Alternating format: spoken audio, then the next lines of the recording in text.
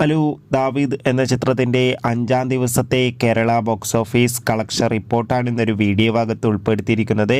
വീഡിയോയിലേക്ക് വരുമ്പോൾ video like ചെയ്യുക, ചാനൽ സബ്സ്ക്രൈബ് ചെയ്യുക. ഫെബ്രുവരി മാസം ഇനി അങ്ങോട്ട് ധാരാളം ചിത്രങ്ങൾ OTT റിലീസ് ചെയ്യും. നമ്മുടെ ചാനൽ ഭാഗം പരിശോധിച്ചാൽ നിങ്ങൾക്ക് കാണാൻ വേണ്ടി സാധിക്കുന്നതായിരിക്കും.